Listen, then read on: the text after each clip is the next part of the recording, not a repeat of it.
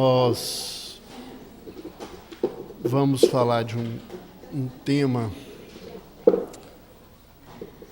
extremamente importante e desde já eu gostaria de pedir as minhas desculpas à organização, porque nós tínhamos preparado um tema e ouvindo todo mundo falando de tanta coisa de ciência, eu vou me permitir seguir a intuição e o cuidado que a espiritualidade tem conosco. Falar sobre obsessão é, na realidade, falar sobre a maior pandemia que nós convivemos com ela nos dias de hoje. Para aqueles que não sabem o significado, nós temos as epidemias, que são o surgimento dos quadros patológicos que se espalham em determinadas áreas. E quando nós falamos de pandemia, nós estamos falando de doenças que tomam conta do nosso planeta.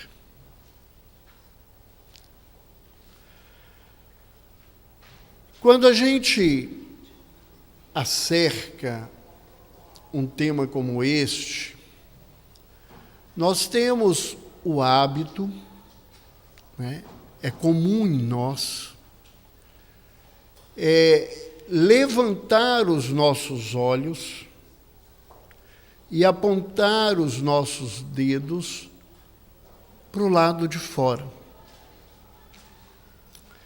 A gente fala muito em obsessão como se a obsessão morasse na casa do vizinho. Como se os nossos obsediados, eu não estou falando dos obsessores, fossem aqueles que estão ao nosso derredor. E muito poucas pessoas têm, na realidade, um ato de humildade, de avaliar a sua condição de obsediado no dia a dia.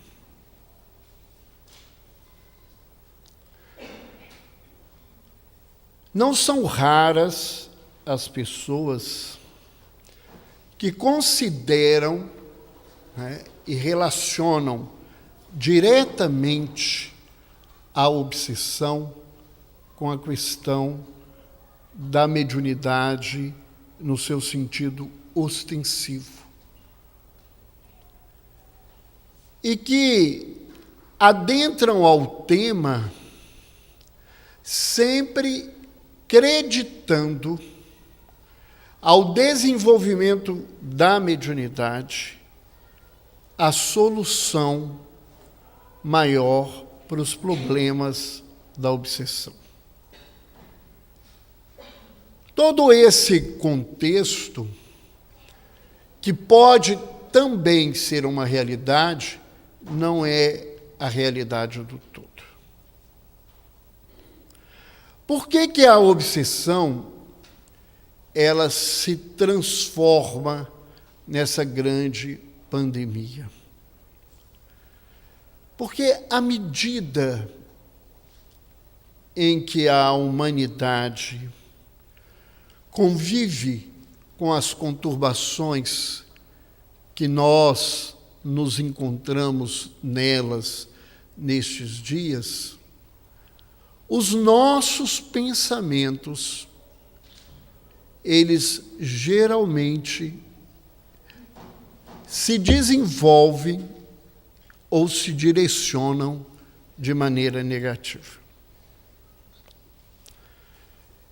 Eu creio, né, que todos nós aqui, e me permitam citar nomes e citá-los da maneira mais respeitosa que eu puder, porque eu não sei se intimamente eu sei respeitá-los como deveria, né? Mas eu sei que, né, todos nós sabemos da história de duas personagens extremamente complicadoras do nosso planeta nesse determinado momento.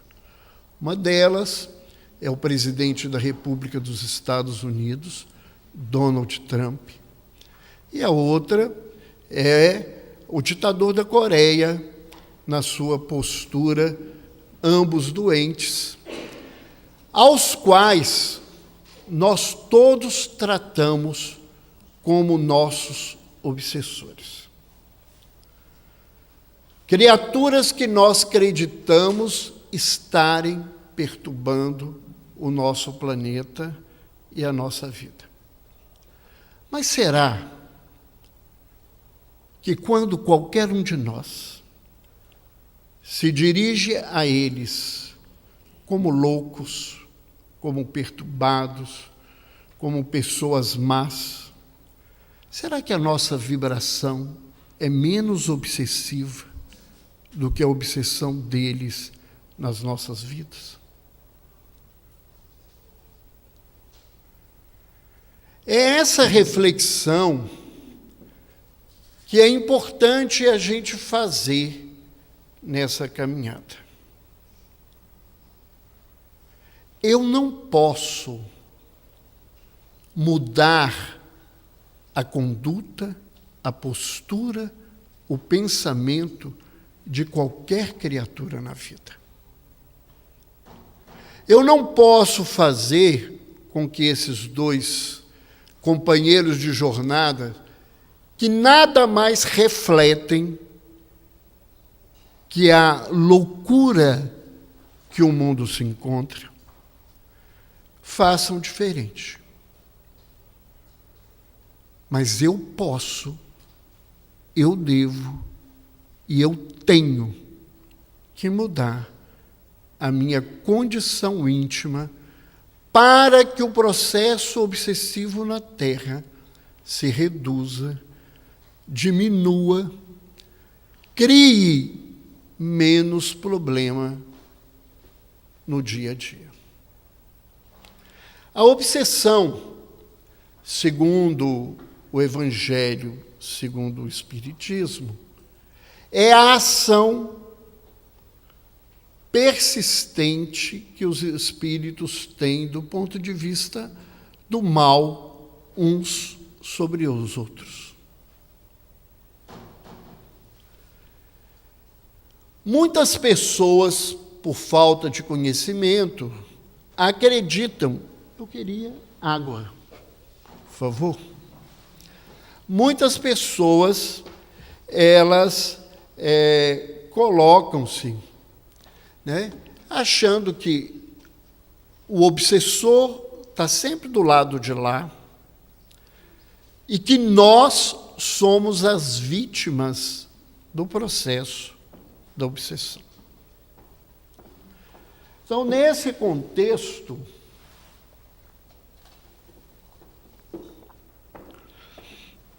a gente precisa refletir diferente.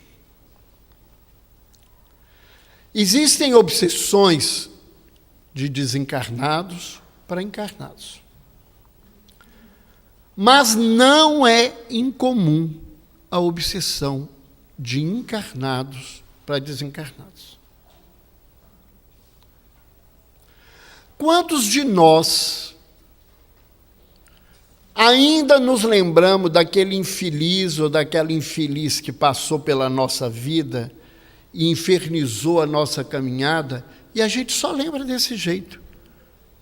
Será que se você está achando que você está fazendo uma prece, você está dando uma vibração de carinho, de cuidado para essa pessoa? Não. Você está irradiando energias ruins para essa criatura. Quantas obsessões de encarnados para encarnados que a gente não convive nesse dia a dia. Nós falávamos dessas duas criaturas, um está obsediando o outro, né? E a gente não sabe qual tem mais poderio nessa obsessão. Nem estou falando poderio político, não, de pensamento, de desestrutura, uns com os outros. Mas quanto casamento, entre aspas, né? Porque tem gente aí que está vivendo 30, 40 anos junto, que, né, você até acha bonitinho, olha, quando ele chama ela de querida, até hoje, 30 anos depois de casamento. Por que você chama ela de querida? Porque eu já esqueci o nome dessa desgraçada há tantos anos que eu não sei nem o que dizer.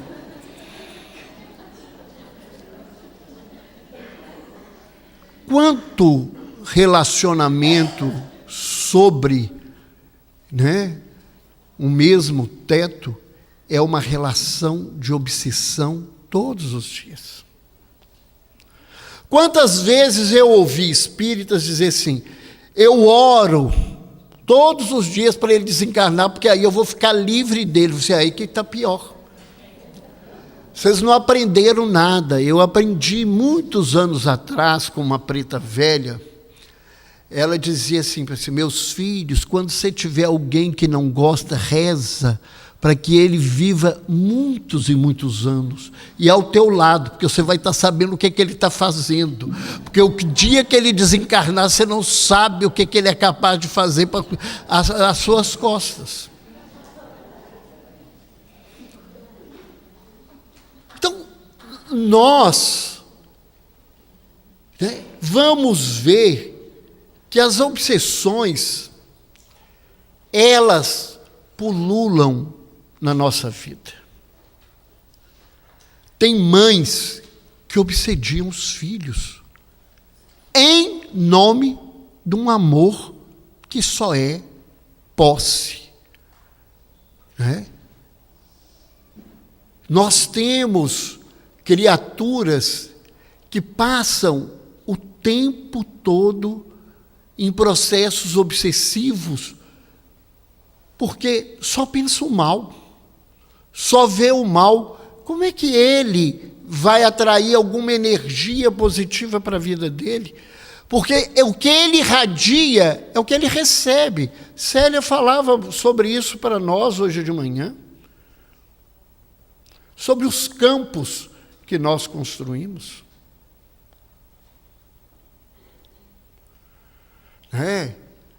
O povo português, como o povo brasileiro, vivendo governos incorruptíveis dos dois lados, né? Nós obsediamos esse povo que nos obsedia todos os dias na vida. E como é que a gente pode ter paz? Como é que a gente pode ter harmonia? Como é que a gente pode ter tranquilidade? Se o nosso pensamento é um pensamento ruim. Jesus nos afirmava, né? Vigiai os vossos olhos, né? Quão é a tua luz, né? Porque se a tua luz for os seus olhos forem trevas, quanta treva não estará no vosso coração. Então, quando nós somos concitados a falar de um tema como esse, e que os nossos companheiros sabem, eu preparei todo um material para trazer, né? E já na parte da manhã e agora ouvindo, a alma nos pedia que a gente falasse daquilo que o coração se preocupa. Eu sou um psiquiatra. E eu vivo em meio à obsessão.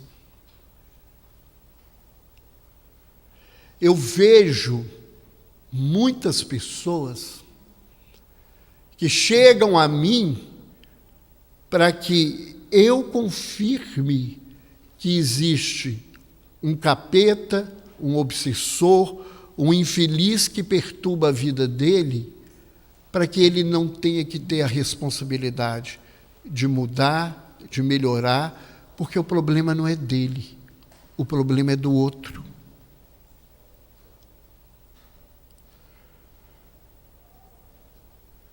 E quanto que é difícil fazer com que a gente saia desse lugar cômodo de que nós somos vítimas, para nos posicionar na condição de que nós somos, na verdade, os verdadeiros algozes da vida. A Terra, ela convive hoje com um processo de imensa conturbação. Conturbação de todos os modos. Social, política, financeira. Nós vivemos, né? Se os países, chamados países do terceiro mundo, convivem com uma miséria social, os países do primeiro mundo convivem com uma miséria moral. Onde tudo é permitido e que se nada se preocupa. Onde as pessoas hoje podem matar, seja com 2 dias de concepção, 5 meses de gravidez. Daqui uns tempos, nós vamos começar a fazer igual sempre foi feito. Fez na Grécia, fez outras vezes na história, fez na Alemanha, que aí nasceu, é feio, é doente, é incapaz, a gente mata.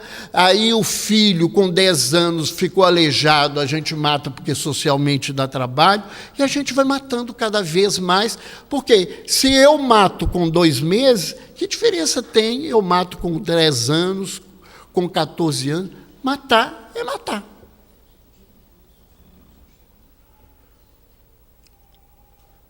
Por que a obsessão virou uma pandemia? Porque a humanidade está perdendo o senso moral. E aqui eu não estou falando de moralismo, não, porque moralismo, infelizmente, a história da humanidade nunca perdeu.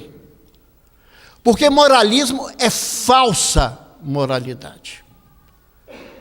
Nós estamos perdendo o sentido da dignidade humana. Nós estamos perdendo o sentido do posicionamento da criatura diante da vida. Eu não falo daquele lugar que muita gente fala assim, antigamente a gente como filho, o pai olhava e a gente obedecia, como se isso fosse uma vantagem, que não era, porque aquilo ali era temor, não era respeito. Mas se a gente perdeu aquele sentido, hoje as gerações novas não têm nenhum respeito por nada.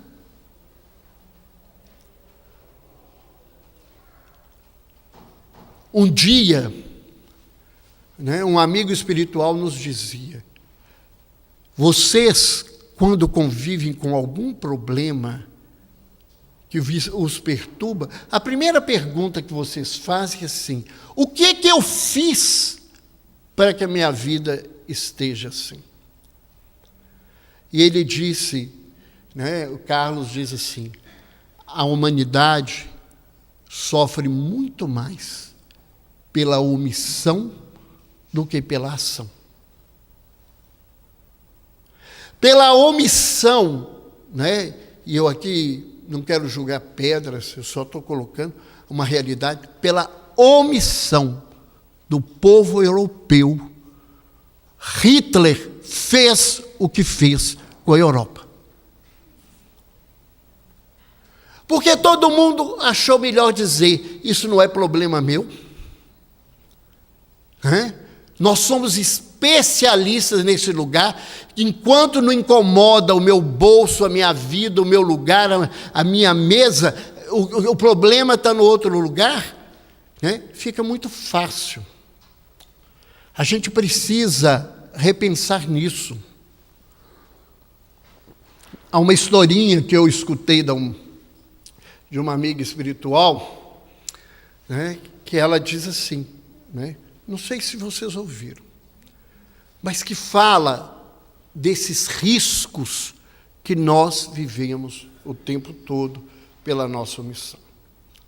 Conta-se que numa fazenda moravam vários animais.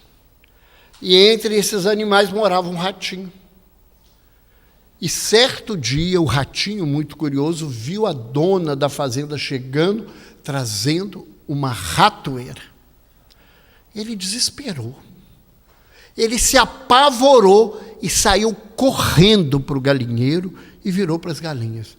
Hoje, a desgraça caiu nessa casa. Por quê, ratinho? Porque a dona da casa comprou uma ratoeira. E para que você está molando? Nós não temos nada a ver, nós somos galinha. Deixa a gente ciscar, comer, deixa de amolar, vai conversar coisa fiada com quem você quiser, isso não nos interessa. Mas ele estava apavorado. Saiu e foi lá na pocilga. O porco estava normalmente daquele jeito, deitado, já tinha comido bastante, e ele cutucou. E o porco, querendo dormir, ele cutucou. O que foi, rato? Hoje a desgraça caiu nessa casa. Por quê, rato? A dona da casa comprou uma ratoeira. E o que eu, porco, tenho a ver com uma ratoeira? Some, dá sossego antes que eu te bata, pula, que caia em cima de você e te mate. Dá sossego. Ele foi triste, mas ele queria uma ajuda, ele não conseguia. Foi atrás da dona Vaca. E contou a mesma história para a dona Vaca, ganhando um coice, ela disse, vai embora, eu não tenho nada a ver, me dá sossego com essa ratoeira. Acontece que a dona da casa armou a ratoeira à noite. E de madrugada, ela ouviu a ratoeira desarmar. E quando ela ouviu, ela falou assim, graças a Deus, peguei o rato, levantou no escuro. Quando ela levantou no escuro e foi em direção que ela pôs a mão, só aí que ela descobriu que não tinha sido o rato que tinha desarmado a ratoeira. Era uma cobra venenosa que a picou. Ela começou a gritar, o marido acordou, e vendo aquela cena, aquela situação, e desesperado, porque era uma cobra bastante venenosa, mandou chamar o médico. O médico chegou e falou assim, olha, a situação dela é muito grave. Acontece que eu não tenho aqui nenhum antídoto. Tem que se buscar e ir longe, não tem jeito. Vai ter que buscar na mula. Então tá. Ele virou e falou assim, como é que vai fazer? Olha, eu vou tomar conta dela até chegar, porque não pode, ela pode morrer esse tempo todo. Ele mandou um dos empregados buscar o antídoto e mandou chamar a cozinheira e falou assim, olha, a situação é séria e a gente vai ter que ficar de vigília toda noite. E para não dormir, a gente vai precisar comer. Então você vai lá no galinheiro e mata umas galinhas para preparar uma comida porque médico gosta muito de comer, Então, o doutor ficar aí acordado, pelo menos comendo, dando sossego, vigiando minha mulher. Acontece que mata outra galinha, demora, não estava chegando, demorou alguns dias, ele virou lá e falou assim, vai lá, quando a cozinheira falou assim, não tem uma galinha para matar esse homem, come mais do que sua mulher. Tem jeito, eu preciso salvar minha mulher. Mandou matar o porco. Nesse caminhar, chegou o remédio, pôde tratar a mulher, E quando a mulher estava melhor, curada, o médico disse, agora eu posso ir embora. Não, doutor, depois disso tudo, nós estamos felizes, eu já mandei matar a vaca, nós vamos fazer um churrasco para fazer uma festa. Então, quando o rato nos disser que a desgraça entrou dentro de casa, por causa de uma ratoeira, não ache que a ratoeira só é perigosa para o rato. E a nossa humanidade tem se posicionado desse jeito. Quando Kardec pergunta aos espíritos por que a aparente vitória da maldade diante da bondade do mundo, os espíritos são claros de dizer que é pela timidez dos bons. A obsessão, ela não acontece só naquele caso que o indivíduo, eu vou usar um termo bem mineiro que não sei nem se tem aqui, estribucha no chão. Tem, né? A gente estribucha no chão, quebra, faz. Não. Quando a gente passa o dia inteiro só pensando em determinada coisa e preso a determinada situação, que a gente falava do pensamento obsessivo, a gente está construindo obsessão. Tem maridos que obsediam as esposas o dia inteiro, como tem esposas que obsediam maridos o dia inteiro, e vice-versa. E aí, nós estamos precisando pensar aonde a gente está. Qual que é o nosso lugar? Porque nem os movimentos religiosos ficam livres do processo obsessivo. A gente vê o tempo todo o movimento religioso, e eu não vou caminhar na casa dos outros, não, vamos caminhar na nossa casa, vamos lavar as roupas sujas que são nossas. O movimento espírita não é um privilégio seu, não, porque eu vejo todo mundo reclamando. No Brasil é igualzinho. A gente vive obsediando uns aos outros, falando mal do companheiro, da outra casa espírita, da outra reunião, do médium, do dirigente da reunião. Isso é obsessão.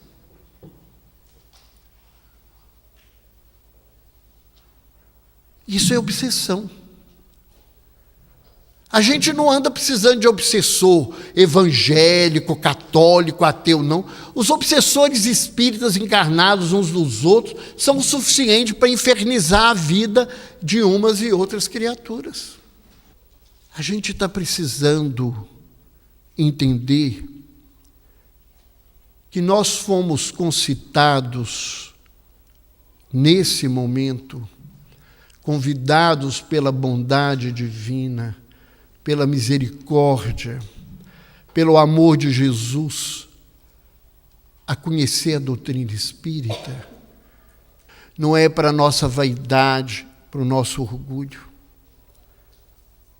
É para a nossa mudança moral. A gente já passou muita encarnação matando uns nos outros na clausura, combinando crimes para matar padres, papas, bispos, arcebispos. Não era só rei e rainha, não. Precisamos mudar de lugar, mudar de postura. E como é que a gente pode se tratar? Primeiro, não existe receita pronta. Cada caso é um caso. Então, eu tenho que voltar para mim mesmo e me permitir procurar entender o meu lugar. aonde eu estou, o que eu estou fazendo, como eu estou me posicionando na minha vida. Porque se eu falo mais mal do que bem, eu estou no lugar de obsessor, eu não estou no lugar de obsediado. Se eu desejo mais mal do que bem, eu estou no lugar de obsessor, eu não estou no lugar de obsediado. Se eu agrido mais do que eu sou agredido, eu também estou nesse lugar.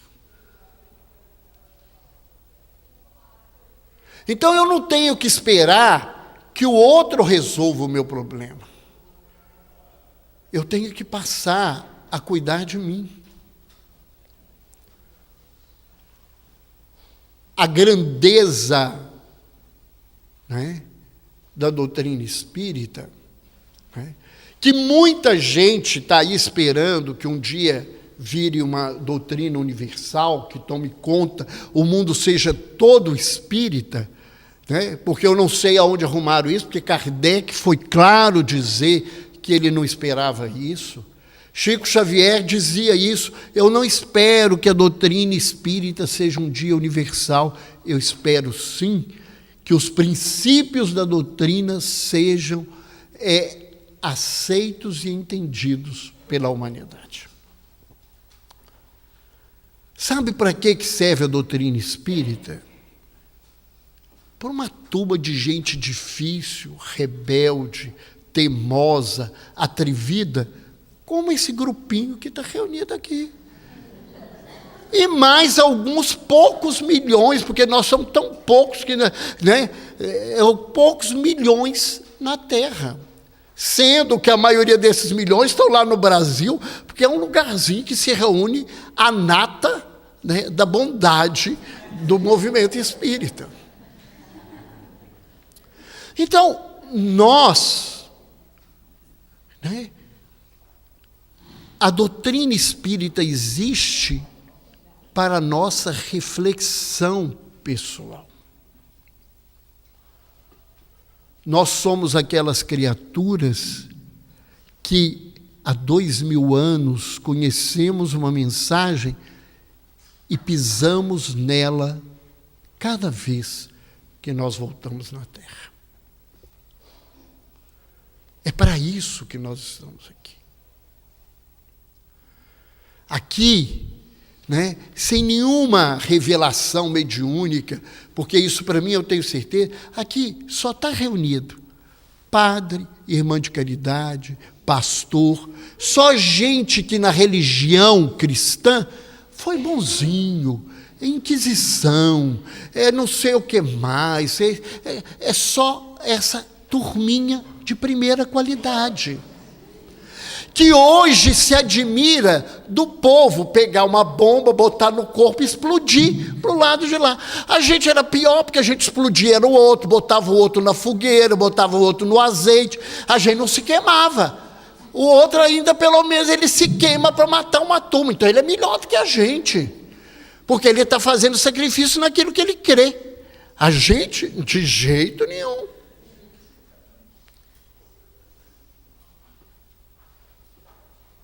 Nós somos as ovelhas perdidas da casa de Israel, porque a casa de Israel é a humanidade inteira, mas nós somos as ovelhas perdidas. Nós somos esse povo perdido que do judaísmo foi para o cristianismo, só aprontando confusão. Então nós precisamos mudar, gente. Sabe por quê? Independente que os outros falam de umas coisas que a gente não sabe, se tem planeta chupão ou chupado, eu não sei nada, se tem esse troço, de onde que vem. Eu só sei que uma hora Jesus vai falar assim: meu filho, o que eu podia fazer, eu fiz. Agora eu vou te arrumar um outro senhor para ver se cuida de você. No outro, você vai para os quintos dos infernos e vê se lá você arruma alguém para resolver sua vida. Porque você não quer ouvir amor, você não quer ouvir transformação pessoal.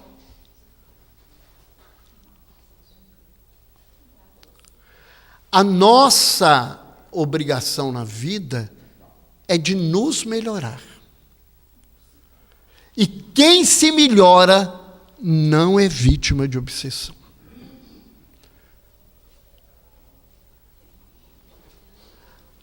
A única receita infalível para não ser obsediado é viver o bem, é desejar o bem, é falar o bem, né? É agir no bem. Essa é a receita absoluta. E para isso, nós precisamos de uma única palavrinha.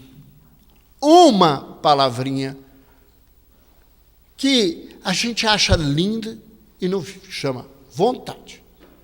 Eu tenho que ter vontade de mudar. E não é vontade da boca para fora, não, porque a gente é ótimo de falar da boca para fora. Eu quero ser melhor. Mas eu quero ser melhor, mas eu quero continuar fazendo A, B, C, D. Ah, porque a gente não é de ferro, né?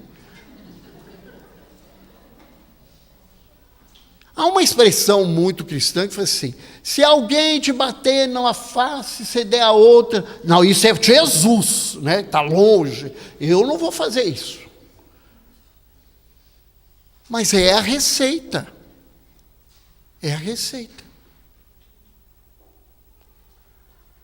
Se alguém acha que a doutrina cristã veio para dar moleza, não entendeu a doutrina cristã.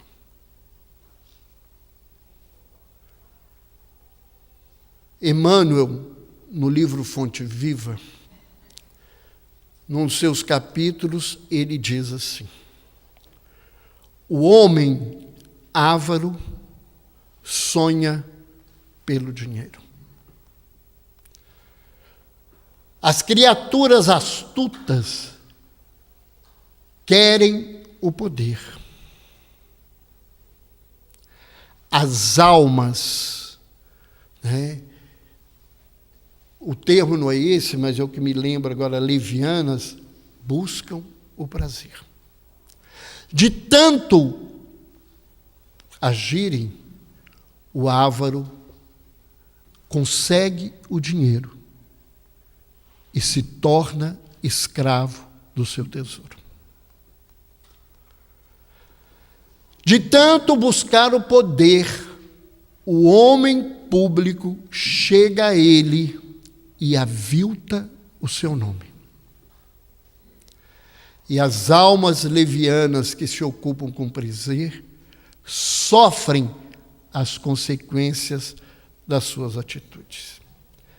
E ele diz assim: se para coisas tão materiais a criatura humana paga tão caro pelo que deseja, qual o preço do cristão que quer a sua salvação? E Emmanuel é bastante claro, repetindo a lição do apóstolo Paulo, repetindo a lição do patriarca da Igreja Católica, Agostinho, né? Dentro de uma teoria que é a teoria que Kardec assume no Evangelho segundo o Espiritismo, que é a teoria, né, do servo sofredor. Porque ele diz: o preço está simbolizado na cruz da ignomínia. A nossa situação aqui não é situação de festa. A nossa situação aqui não é uma situação de beleza. A nossa situação aqui é situação de real transformação. Então a gente pode botar o nosso nome em 500 reuniões de desobsessão. Se eu não mudar, não vai adiantar nada. Por que a maioria das pessoas fala assim: eu fui no centro espírita, fui na igreja católica, fui no templo evangélico, não resolveu nada? Não resolveu nada mesmo não, porque ir lá e voltar, o que adianta? Não faz diferença nenhuma.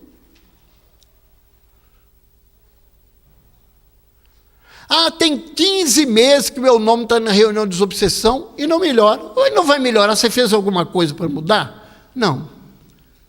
Gente, sem mudança não tem solução.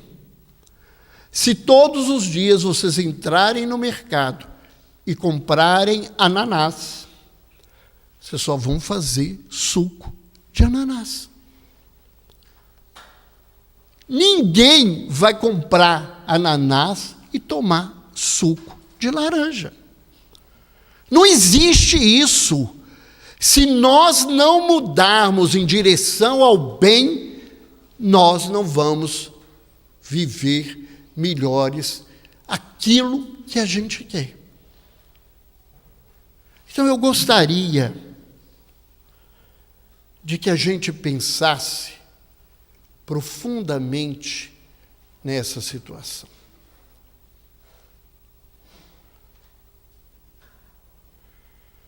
Nós hoje já recebemos várias informações técnicas, várias informações da ciência, né? Que querendo ou não querendo, ela está caminhando para ter que pensar naquilo que a gente trabalha dentro do ponto de vista filosófico. Mas isso tudo incha a alma, como diz o apóstolo Paulo. Isso tudo envaidece o homem, mas não modifica o espírito. A mudança é a reforma pessoal. E a gente não está aqui para ficar cobrando a reforma de ninguém. Quando a espiritualidade nos pediu para dizer e falar dessas coisas, certamente a grande preocupação deles é a minha pessoa e a necessidade que eu tenho de melhorar.